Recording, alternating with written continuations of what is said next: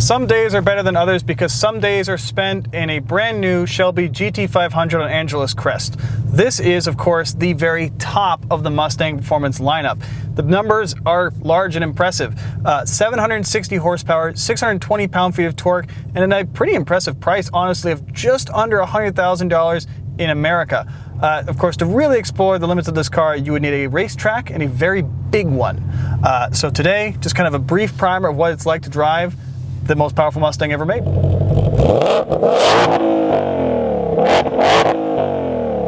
So there's a lot of modes here, which I like. The exhaust has, I think, 3 different modes: normal, sport, and party, which they call track. And also a quiet mode, it must be said. I don't notice a huge difference of the different modes in car, but they do work. We're gonna put it in sport, of which there's also track mode as well. And underway.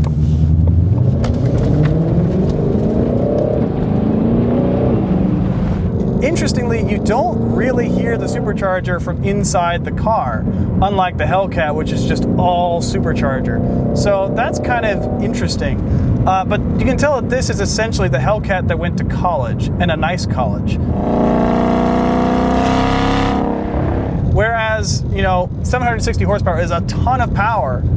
This thing is meant to be a complete package. It's meant to be a real track car, and you can feel that the damping is just like perfect. There's no like second resonances. You don't bounce twice over everything.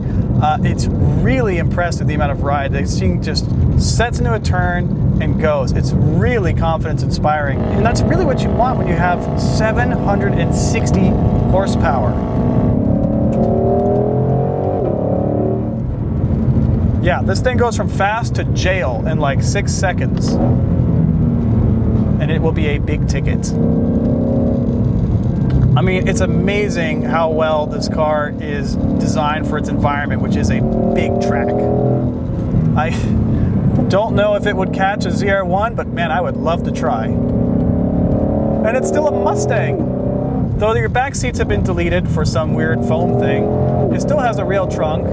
And it still has regular approach and departure angles. It is a car you could actually use. It just does that too. It really is enjoyable.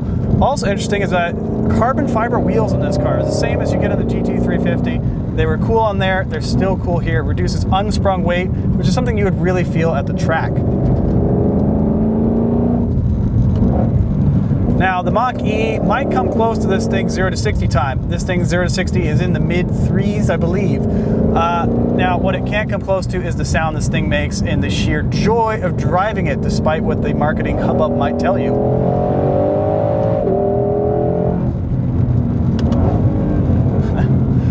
I'd like to see a Mach-E do that.